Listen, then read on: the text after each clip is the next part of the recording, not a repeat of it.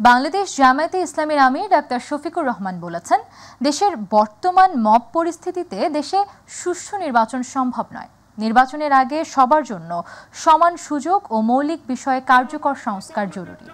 ফ্যাসিবাদী আমলের মতো আর কোনো নির্বাচন হতে দেওয়া হবে না। রংপুর জিলা স্কুল মাঠে ১.৫ যুগ পর আয়োজিত বিভাগীয় জনসভায় তিনি এসব কথা বলেন। তিনি হুঁশিয়ারি দিয়ে বলেন, ভোট কেন্দ্র দখল ও কালো টাকার খেলা আর চলবে না। উত্তরাঞ্চলের বিভিন্ন জেলা উপজেলা থেকে লাখো মানুষ অংশ নেয় এই জনসভায়। আগে রাষ্ট্র তার পেটের ক্ষুধা, পেটের আগুন নেভানোর চেষ্টা করবে। যে রাষ্ট্র তার নাগরিকের অন্ন, বস্ত্র, বাসস্থান, খাদ্য এবং চিকিৎসা, শিক্ষার ব্যবস্থা করতে পারে না, সেই রাষ্ট্রের তার নাগরিককে শাস্তি দেওয়ার অধিকার থাকতে পারে না। নির্বাচন দিলে বিএনপির জনপ্রিয়তা প্রমাণ হবে বলে মন্তব্য করেছেন বিএনপির সিনিয়র যুগ্ম মহাসচিব রুহুল কবির রিজভী। বিকেলে এক প্রেস ব্রিফিংয়ে তিনি এ মন্তব্য করেন। এ সময় তিনি বলেন, দলের নাম ভাঙিয়ে কেউ সন্ত্রাসী কর্মকাণ্ড কিংবা অসদাচরণ করলে কঠোর ব্যবস্থা নেওয়া হবে। এদিকে প্রশাসনের মধ্যে এখনও আওয়ামী লীগের প্রেতাত্মারা বসে আছে উল্লেখ করে দ্রুত ব্যবস্থা নেওয়ার দাবি জানিয়েছেন বিএনপির vice chairman doctor Asaduzzaman Ripon. Afzal হোসেনের রিপোর্ট। নয়াপল্টনে দলের কেন্দ্রীয় কার্যালয়ে সংবাদ সম্মেলন করেন বিএনপির সিনিয়র যুগ্ম মহাসচিব রুহুল কবির রিজভী। তিনি বলেন, বিএনপিকে নিয়ে যত ষড়যন্ত্র করা হোক, নির্বাচন হলেই প্রমাণিত হবে এর জনপ্রিয়তা। অবাধ সুষ্ঠু নির্বাচন হোক না কেন, দেখেন যে মানুষ কার পক্ষে। আমরা চাই, হ্যাঁ, সাধারণ মানুষ যাকেই ভোট দেবে তারাই নির্বাচিত হবে, কিন্তু আপনার ফলাফলটা দেখবেন যে আমাদের যে পদক্ষেপগুলো, আমরা যে সাংগঠনিক ব্যবস্থাগুলোর কারণে জনগণ আমাদেরকে কিভাবে গ্রহণ করছে সেটা আপনারা তখনই দেখতে পাবেন। দলের নাম ভাঙিয়ে কেউ সন্ত্রাসী কর্মকাণ্ড করলে তার বিরুদ্ধে কঠোর ব্যবস্থা নেওয়ার হুঁশিয়ারিও দেন রুহুল কবির রিজভী। আমাদের দলের নামেও যারা দুর্বৃত্তপনা করছে, অনৈতিক কর্মকাণ্ড করছে, মানুষকে বিরক্ত করছে, মানুষের মধ্যে ভীতি সঞ্চার করছে, তাদেরকে আমরা রেহাই দেইনি। এদিকে জাতীয় প্রেস ক্লাবের সামনে তৃণমূল নাগরিক আন্দোলনের আলোচনা সভায় অংশ নেন বিএনপির vice chairman doctor Asaduzzaman Ripon. এ সময় তিনি বলেন, প্রশাসনের মধ্যে এখনো আওয়ামী লীগের প্রেতাত্মারা বসে আছে, তাদের চিহ্নিত করে দ্রুত ব্যবস্থা নিতে হবে। প্রশাসনের মধ্যে আওয়ামী লীগের যে সমস্ত লোক ঘাপটি মেরে আছে, যারা 14, 18, 24 অবৈধ নির্বাচন করিয়েছে, শেখ হাসিনাকে ক্ষমতায় থাকতে যারা শেখ হাসিনাকে সাহায্য করেছে, তাদেরকে চাকরি থেকে বিদায় দিতে হবে এবং আইনের আওতায় আনতে হবে। তিনি আরো বলেন, ভুল রাজনীতি করার কারণে আওয়ামী লীগও একদিন মুসলিম লীগের মতো হারিয়ে যাবে। আফজাল হোসেন, মাই টিভি, ঢাকা। ভারতের তাবেদারি আর নয়, এখন থেকে বাংলাদেশপন্থীরাই দেশ চালাবে বলে মন্তব্য করেছেন জাতীয় নাগরিক পার্টি এনসিপি আহ্বায়ক নাহিদ ইসলাম। দুপুরে ঠাকুরগাঁও বাস স্ট্যান্ডে জুলাই পদযাত্রার ৪র্থ দিনের কর্মসূচির অংশ হিসেবে আয়োজিত সংক্ষিপ্ত পথসভায় তিনি এসব কথা বলেন। নাহিদ ইসলাম বলেন, ভারতীয় সীমান্তরক্ষী বাহিনী মানবাধিকার লঙ্ঘন করে নির্বিচারে বাঙালিদের গুলি করে হত্যা করে। সীমান্তে হত্যা ও পুশিন অবিলম্বে বন্ধ করতে হবে। এটা শেখ হাসিনার বাংলাদেশ নয়, অভ্যুত্থান পরবর্তী ছাত্র জনতার বাংলাদেশ। যে কোনো মূল্যে সীমান্ত হত্যা বন্ধ করতে হবে। এ সময় উত্তরাঞ্চলের মুখ্য সংগঠক সার্জিস আলম, দক্ষিণাঞ্চলের মুখ্য সংগঠক হাসনাত আবদুল্লাহ, সিনিয়র যুগ্ম সদস্য সচিব ডাক্তার তাসনিম জারা, মুখ্য সমন্বয়ক নাসিরউদ্দিন পাটোয়ারি সহ কেন্দ্রীয় নেতৃবৃন্দ উপস্থিত ছিলেন।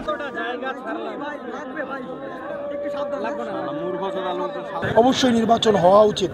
টাইম ফ্রেম বেঁধে যেভাবে নির্বাচনের জন্য আমরা দাবি করছি, ঠিক একইভাবে আমরা সংস্কারটা চাচ্ছি, একইভাবে আমরা বিচারটা চাচ্ছি। অবৈধ অভিবাসী বলে বাংলাদেশে পুশিং করার চেষ্টা করা হয়। আমরা হুঁশিয়ারি দিতে চাই, এটা হাসিনার বাংলাদেশ নয়, এটা গণঅভ্যুত্থান পরে ছাত্র জনতার বাংলাদেশ। বাংলাদেশ পন্থীদের হাতেই বাংলাদেশ চলবে। ফলে এই সীমান্ত হত্যা যে কোনো মূল্যে আমরা বন্ধ করব। সাধারণ মানুষের সরলতার সুযোগ নিয়ে দীর্ঘদিন থেকে প্রতারণার রাজ্য সাজিয়ে সেই রাজ্যের রানী হয়ে অপকর্ম করে বেড়াচ্ছে নারায়ণগঞ্জ বন্দর এলাকার বিলকিস জাহান নামের এক বহুরূপী প্রতারক। এমন কোনো অপকর্ম নেই যে করছে না এই লেডি মাফিয়া। আর এজন্য বিভিন্ন সময় অপকর্মের জন্য আইন শৃঙ্খলা বাহিনীর হাতে পাকড়াও হওয়াদের নিয়ে সে গড়ে তুলেছে একটি বাহিনীও। মাই টিভির নাম নিয়ে প্রতারণার অভিযোগে কয়েক মাস আগে আটক হয়ে জেল খাটার পরে জামিনে মুক্ত হয়ে আবারও জড়িয়ে পড়েছে একই অপরাধে। মহাপ্রতারক বিলকিস জাহান এবং তার সহযোগীদের কথা জানাচ্ছেন মাহবুব সৈকত। এই মহিলার নাম বিলকিস জাহান, প্রতারক, 100% প্রতারক। বিভিন্নভাবে তারা দালালি করে। বেহায়াপন একটা মহিলা, সুন্দর গেটআপ লয়ে থাকে, মামলা টামলা দিয়ে মানুষের হুদে হরানি করে। গ্রুপ অব কোম্পানির অধিকর্তা সেজে ব্যবসায়িক অংশীদারিত্বের কথা বলে অর্থ আত্মসাৎ, চাকরি দেওয়ার নামে অর্থ হাতিয়ে নিয়ে প্রতারণা, আবার কখনো বিদেশ পাঠানোর নামে অর্থ নিয়ে লাপাত্তা। এসবই করছেন একজন নারী প্রতারক। নারায়ণগঞ্জের বন্দর এলাকার বাসিন্দা এই প্রতারকের নাম বিলকিস জাহান ওরফে বিউটি, যাকে এলাকার মানুষ চেনে লেডি মাফিয়া বিউটি নামে। অপকর্মের খাতিয়ান রয়েছে আরও। একটি গুন্ডা বাহিনী রয়েছে বিলকিস জাহানের, যাদের মাধ্যমে রাতারাতি অন্যের জমি দখলেরও রয়েছে বিস্তর অভিযোগ। আর এসব বাহিনীর নেতৃত্ব দেওয়ার জন্য নিজের ছেলেকে বানিয়েছে সেই বাহিনীর অন্যতম প্রধান। ওর ছেলে হচ্ছে বাপ্পি, নাম হচ্ছে বাপ্পি। ওর নেশাগ্রস্ত প্লাস ইয়াবাটিয়া সব বেচাকিনি করে। প্রতিবাদকারীদের দমনের অন্যতম অস্ত্র হচ্ছে মামলা বাণিজ্য। অপকর্মের মাধ্যমে অর্জিত অর্থ খরচ করে মামলা সাজিয়ে হয়রানি করে এই চক্র। বিলকিস জাহান যে মাইটিভির চেয়ারম্যান দাবি করে, এই যে তার ঘর, সেই ঘরটাতেই থাকতো। প্রতারক না হলে কি কারণে আমাকে মিথ্যা মামলা দেয়? আমার শিশু বাচ্চা এরও কিন্তু সার করে নাই। প্রতারণার আর এক কৌশল হচ্ছে এই বিলকিস বাহিনী বিভিন্ন প্রতিষ্ঠানের নামে কার্ড বানিয়ে নিজেদেরকে সাংবাদিক পরিচয় দিয়ে বেড়ায় এবং ভয়ভীতি দেখিয়ে অর্থ আদায় করে। এমনকি বিলকিস জাহান নিজেকে দেশের অন্যতম স্বনামধন্য স্যাটেলাইট টেলিভিশন মাই টিভির কর্ণধার বা মালিক সাজিয়ে নিজে এবং সহযোগীদের মাধ্যমে করে যাচ্ছে প্রতারণা। বিভিন্নভাবে তারা দালালি করে এবং মানুষকে হয়রানিমূলক কাজ করে, মামলা দেওয়ার চেষ্টা করে। অনুসন্ধানে এসব প্রতারণার সত্যতা মেলায় ভিএম ইন্টারন্যাশনাল লিমিটেডের প্রতিষ্ঠান বাংলাদেশ সরকার অনুমোদিত স্যাটেলাইট টেলিভিশন চ্যানেল মাই টিভির পক্ষ থেকে মামলার পরিপ্রেক্ষিতে গ্রেফতার হয়ে কারাভোগ করেন এই প্রতারক রমণী।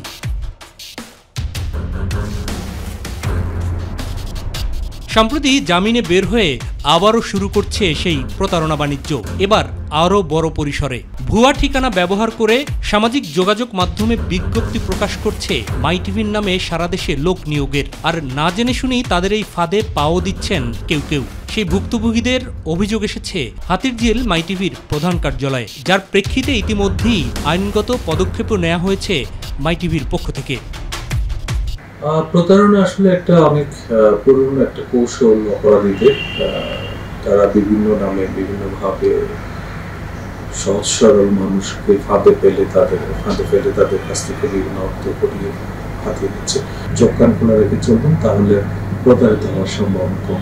অনুসন্ধান চলছে, সহসাই এই প্রতারক চক্রের সাথে আর কারা কারা জড়িত আছে তাদের বিরুদ্ধে আইনগত পদক্ষেপ এবং দুষ্কৃতকারীদের মুখোশও উন্মোচন করা হবে। প্রতারণার বিষয়টি এই এত ব্যাপকভাবে আমাদের সমাজে বিস্তৃতি ঘটেছে যে যা আসলেই উদ্বেগজনক। প্রতারকদের কোনো কথায় বা কৌশলে বিভ্রান্ত হবেন না। মাহবুব সৈকত, মাই টিভি, ঢাকা। সপ্তাহের ব্যবধানে রাজধানীর বাজারে বেড়েছে প্রায় সব ধরনের নিত্যপণ্যের দাম। বেশিরভাগ সবজির কেজি এখন 60 থেকে 80 টাকার উপরে। বেড়েছে মাছ এবং মুরগির দামও। নিত্যপণ্যের এমন দাম বৃদ্ধির কারণে ক্রেতাদের মধ্যে অস্বস্তি দেখা দিয়েছে। রাজধানীর মহাখালী কাঁচা বাজারে এরকম চিত্র দেখা গেছে। ইলিয়াস মাতবরের রিপোর্ট। শুক্রবার সাপ্তাহিক ছুটির দিন। কর্মজীবী মানুষেরা তাদের পুরো সপ্তাহের বাজার করে থাকেন এই দিনে। তাই অন্য দিনের তুলনায় এই দিনে স্বাভাবিকভাবে বাজারে ভিড় একটু বেশি দেখা যায়। রাজধানীর মহাখালী কাঁচা বাজারে ঘুরে দেখা যায় গত 2 সপ্তাহের তুলনায় সব ধরনের সবজি কেজিতে 10 থেকে 20 টাকা পর্যন্ত বেড়েছে। বেশিরভাগ সবজি কেজি 60 থেকে 80 টাকার উপরে। গত সপ্তাহে ইন্ডিয়ান টমেটো ছিল না, এই সপ্তাহে আমরা ইন্ডিয়ান টমেটো পাইছি, দাম একটু বাড়তি, 140-150 টাকা বেচতেছি। আর মরিচ আজকে কারণ বাজারে বর্তমানে 120 টাকা পাইকারি বেচতেছেন। অন্যান্য দিন থেকে আজকে কাঁচা মালের দামও বেশি, মাছের দামও বেশি। এদিকে মুদি পণ্য আলু ও পেঁয়াজের দাম স্থিতিশীল রয়েছে, তবে গুঁড়ো দুধের দাম বেড়েছে কিছুটা। কোনো মালের দাম বাড়তি নাই, স্থিতিলেই আছে, শুধু মিল্ক পাউডারের দামটা একটু বেশি। চালের দামটা বাড়তি, ওই বাড়তি অবস্থাতেই আছে, কমে নাই এখনো। বাজারে মাছের দামও আগের তুলনায় কিছুটা বেড়েছে। রুই মাছ বিক্রি হচ্ছে 400 থেকে 450 টাকা, কাতলা 400 টাকা, 1 কেজি ওজনের ইলিশ 2200 টাকা, আর 800 গ্রাম ওজনের ইলিশ বিক্রি হচ্ছে 2000 টাকা। দেখা গেছে অন্য অন্য দিনের সাথে শুক্রবার দিন কেজিতে 20-50 টাকা এমনি বেশি থাকে। ইলিশ মাছের রেটটা একটু বাড়ছে, মাছের সংখ্যা কম, কিছু মাছের দাম বেশি দেখতেছি, কিছু মাছের দাম কম দেখতেছি। লাল ডিম ডজন বিক্রি হচ্ছে 120 টাকা, তবে ব্রয়লার ও সোনালী মুরগির দাম কিছুটা বেড়েছে। ব্রয়লার মুরগি বেচতেছি 160 থেকে 70 টাকা, আর লাল লেয়ারটা বেচতেছি আপনার 300-320 টাকা এরকম। কক মুরগি গত সপ্তাহ দিল 300-290, এই সপ্তাহ ওখানে আসছে 320 টাকা। অন্যদিকে গরু এবং খাসির মাংসের দাম রয়েছে আগের মতোই। ইলিয়াস মাদবর, মাই টিভি, ঢাকা। এবার রক্তাক্ত জুলাই গণ অভ্যুত্থান।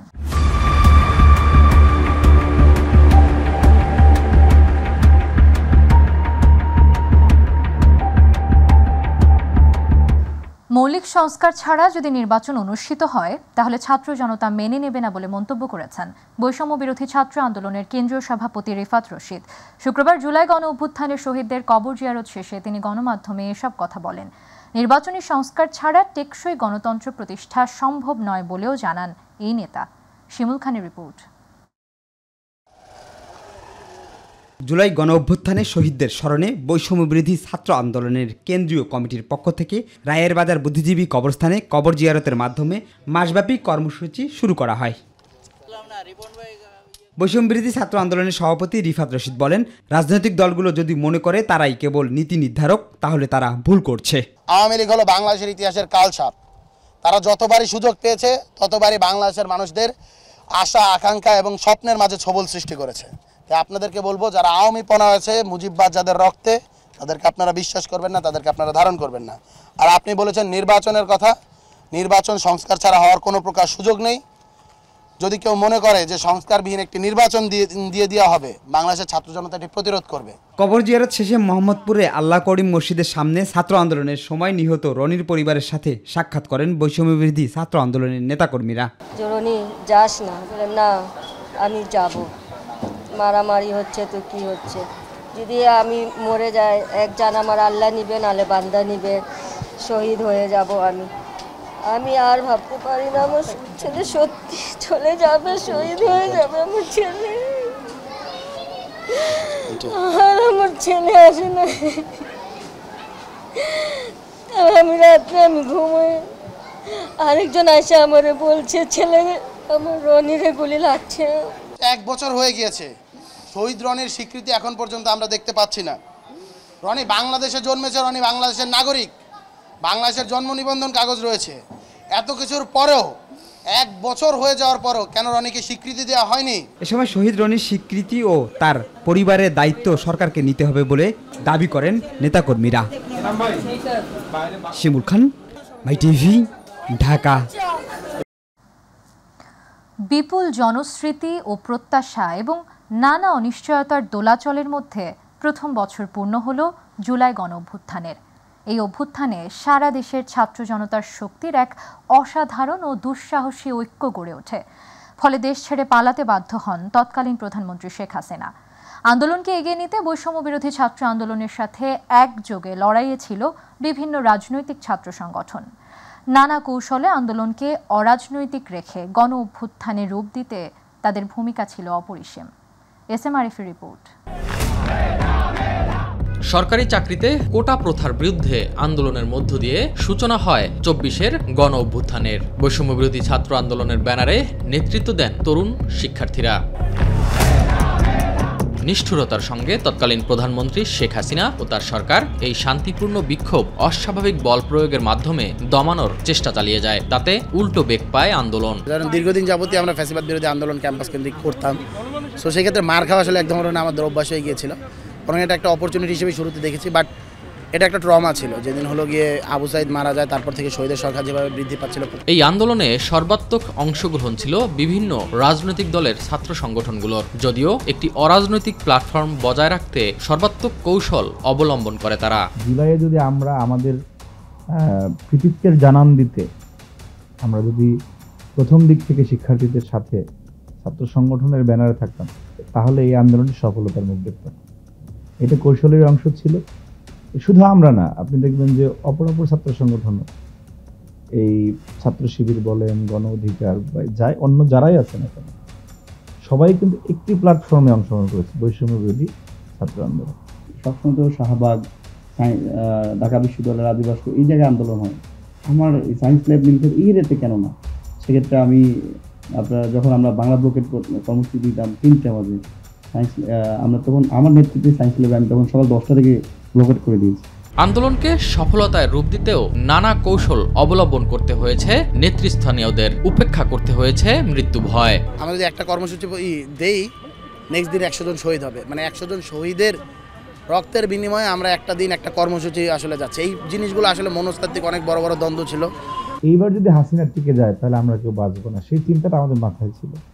সেটা ফ্যাসিবাদ বিরোধী আন্দোলনে লড়ে যাওয়া সংগঠনের ছিল, অন্য কারো ছিল না। কিন্তু সেই চিন্তা মাথায় নিয়ে কিন্তু আমরা এত ডেসপারেট ছিলাম যে কোনো মূল্যে হাসিনার পতন ঘটাতে। একসময় শিক্ষার্থীদের সাথে যোগ দেন দেশের আপামর জনতা। শাসকের বন্দুকের নলের সামনে বুক পেতে দাঁড়ানোর নজিরবিহীন সাহস দেখান তারা। শুরু হয় সর্বাত্মক আন্দোলন। কোটা সংস্কার থেকে রূপ নেয় সরকার পতনের এক দফায়। এই কোটা সংস্কার কি চাওয়ালা বুঝে, রিক্সা শ্রমিক বুঝে? সিএনজি চালকরা কিন্তু আমাদের কর্মসূচিতে, বাংলা ব্লকের কর্মসূচি তখন দিতাম, আমাদের পানি দিত, আমাদের বিস্কুট এনে দিত, আমরা সেগুলো খেতে এনার্জি পেতাম। অভিভাবকরা রান্না করে খাবার নিয়ে যেত। এত মানুষের, লাখ লাখ মানুষের সম্পৃক্ত, কয়েক হাজার শহীদ হয়ে গেছে। ছাত্র জনতার একাকার হয়ে যাওয়া এবং সবশেষে 3 তারিখের যে এক দফার ঘোষণা, এগুলো আসলে সাহসের গল্প। এবং আগামী প্রজন্ম যতবার এই জুলাই গণ অভ্যুত্থানের এই ধরনের এই ইভেন্টগুলোর স্মৃতিরোমন্থন করবে, তারা নতুন করে অনুপ্রাণিত হবে, নতুন করে সাহস সঞ্চয় করবে। বিরলতম আত্মত্যাগের মধ্য দিয়ে বিজয় হয় ছাত্র জনতার অভ্যুত্থান। জনজোয়ারে ভেসে যায় তৎকালীন সরকারের ক্ষমতার দম্ভ। উন্মোচিত হয় মুক্তির পথ। বৈষম্যবিরোধী ছাত্র আন্দোলন যে আকাঙ্ক্ষা নিয়ে এক দফা ঘোষণা করেছিল, যে আকাঙ্ক্ষা নিয়ে কোটা সংস্কার আন্দোলন থেকে গণ অভ্যুত্থানের রূপ নিল, সে আকাঙ্ক্ষা একদমই বাস্তবায়ন হয়নি। ফ্যাসিবাদের পুনর্বাসন যাতে না হয় এবং এই যে যারা মানুষের উপরে জুলুম করছে, জুলুমবাজরা যাতে বাংলাদেশে আবার পুনর্বাসিত না হয়, সে বিষয়ে আমাদের একটা প্রচন্ড রকম ঐক্য থাকতে হবে। SM Arif, MyTV, Dhaka. নিজের স্বার্থের জন্য নয়, ফ্যাসিবাদ মুক্ত রাষ্ট্র গঠনে জনগণের ট্যাক্সের টাকায় কেনা বুলেটের সামনে দাঁড়িয়ে শেখ হাসিনার পতন ঘটিয়েছিলেন সারা দেশের মানুষ। আর এই গণ অভ্যুত্থানের আন্দোলন থেকে পিছিয়ে ছিলেন না ইব্রাহিম খলিল নামের এক যুবক। গাজীপুরের শিববাড়ি এলাকায় এক দফা দাবি বাস্তবায়নে আন্দোলনরত অবস্থায় গুলিবিদ্ধ হন তিনি। তাতে কোনো আফসোস বা আক্ষেপ নেই তার। প্রত্যাশা আর স্বপ্ন একটাই, লাল সবুজের এই বাংলাদেশের মানুষ যেন ফিরে পায় তার সব নাগরিক অধিকার। তাপস চন্দ্র দাসের ক্যামেরায় আবু সাইদ অপুর বিশেষ রিপোর্ট।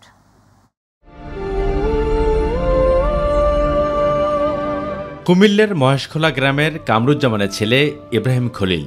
নিম্ন মধ্যবিত্ত পরিবারের একমাত্র উপার্জনক্ষম এই ব্যক্তিটি পরিবারের মুখে এক মুঠো অন্ন তুলে দিতে গাজীপুরের শিববাড়িতে একটি বেসরকারি কোম্পানিতে চাকরি নেন। যখন বের হই তখন তারা টিয়ার শেল আর গান ফায়ার করতে থাকে। ছাত্র জনতার গণ অভ্যুত্থানে যখন দেশ উত্তাল, তখন 19 জুলাই শিববাড়ি এলাকায় আন্দোলনে অংশ নেন ইব্রাহিম। তারপর ফ্যাসিস্ট সরকারের আইনশৃঙ্খলা বাহিনীর ছোড়া গুলিতে একে একে হাতে, পায়ে ও পাঁজরে এবং কোমরে 60টি গুলিবিদ্ধ হন।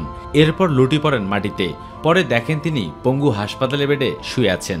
আমার ট্যাক্সের টাকা দিয়ে গুলি কিনে, দেশের জন্য গুলি কিনছে, শত্রু এসে যাতে দেশকে আক্রমণ করতে না পারে, ওই গুলি দিয়ে আমাকে গুলি করা হয়েছে, আমার রক্ত বের করা হয়েছে। আন্দোলনের 11 মাস পেরিয়ে গেলেও এখনও পরিপূর্ণ সুস্থ হননি তিনি। হাসপাতালের বিছানায় শুয়ে আর্তনাদ করছেন ইব্রাহিম। স্ত্রী, সন্তান, পিতামাতা সহ 5 জনের সংসারে এখন শুধু হতাশা। তাই তো চোখের পানিও যেন ফুরিয়ে গেছে তার। আমি কাটতেছি আমার পরিস্থিতির জন্য। আমি এখন হসপিটালে আছি, হসপিটাল কর্তৃপক্ষ আমাকে খাবার দিচ্ছে, আমার ফ্যামিলি খাচ্ছে, আমার 1 বছরের একটা বাচ্চা আছে, তার ভবিষ্যৎটা কি? এমন পঙ্গুত্ব যেন দুঃখ, কষ্ট নেই তার। কষ্ট একটাই, বাকিটা জীবন কিভাবে পার করবেন তিনি, কিভাবে ফিরবেন স্বাভাবিক জীবনে। ফ্যামিলিটা হলে চলবো কেমনে? আমরা মিডল ক্লাস ফ্যামিলি, কারো কাছে হাত পাততেও জানি না, ভিক্ষা করতেও জানি না, হাত পাততেও জানি না। তার মতো অনেকেরই পরিস্থিতি একই রকম। যদিও পঙ্গু হাসপাতালে এখন মাত্র 11 জন ভর্তি রয়েছেন, তাদেরও যেন ক্ষোভ আর আক্ষেপের কমতি নেই। উপার্জন নাই, অন্য আমার ছেলে মেয়েকে আপনার কষ্টের দিনকাল যাইতেছে। আমরা আন্দোলন করতে গেছি এই কারণেই, কারণ বাক স্বাধীনতা, এই দেশটা নিরাপদ থাকবে। আমাদের যারা প্রতিনিধি তারা তো আমাদের ভাবার দরকার। আমরা 1 বছর ধরে হাসপাতালে পড়ছি, আমাদের কেন হাসপাতালে 1 বছর থাকা লাগবে। একটা ফেসিবাদ মুক্ত বাংলাদেশ গড়ার লক্ষ্যেই নিজের এই বুকটা পেতে দিয়েছিলাম বুলেটের সামনে, না আমার ব্যক্তি স্বার্থের জন্য, না আমার পরিবারের স্বার্থের জন্য, একমাত্র দেশের স্বার্থের জন্য আমার বুকটা পেতে দিয়েছিলাম বুলেটের সামনে। ইব্রাহিম খলিলের মতো এরকম অসংখ্য জুলাই যোদ্ধা রয়েছেন যারা নিজের কথা চিন্তা না করে দেশ ও জাতির কথা মাথায় রেখে বুলেটের সামনে বুক পেতে দিয়েছিলেন। কিন্তু তাদের প্রত্যাশা একটাই, তাদের যেমন সম্মান করা হবে তেমনি আগামীতে এমন একটি বাংলাদেশ বিনির্মাণ হবে যে বাংলাদেশে কোনো ফেসিবাদের ঠাঁই হবে না। পঙ্গু হাসপাতাল থেকে আবু সাদপু, মাই টিভি, ঢাকা। কুমিল্লার মুরাদনগরে আলোচিত ধর্ষণের ঘটনায় পর্নোগ্রাফি মামলার মূল আসামি শাহ পরানকে গ্রেফতার করা হয়েছে। দুপুরে এ তথ্য নিশ্চিত করেছেন র্যাব 11-র অধিনায়ক lieutenant colonel H M. Sajjad Hossain. কারওয়ানবাজারে র্যাবের লিগ্যাল অ্যান্ড মিডিয়া উইংয়ের এক সংবাদ সম্মেলনে তিনি জানান, বৃহস্পতিবার কুমিল্লার বুড়িচং উপজেলায় অভিযান চালিয়ে শাহ পরানকে গ্রেফতার করা হয়। আটককৃত শাহ পরান ধর্ষণ মামলার মূল আসামি ফজর আলীর ছোট ভাই। তার বিরুদ্ধে ভুক্তভোগীকে মারধর ও বিবস্ত্র ভিডিও ধারণের অভিযোগ রয়েছে। পরে সামাজিক যোগাযোগ মাধ্যমে ওই ভিডিও ছড়িয়ে দেওয়ারও সে মূল হোতা। র্যাব 11-র অধিনায়ক বলেন, তার কাছে ধর্ষণকাণ্ডের ছবি ও ভিডিও সহ অনেক গুরুত্বপূর্ণ তথ্য পাওয়া গেছে।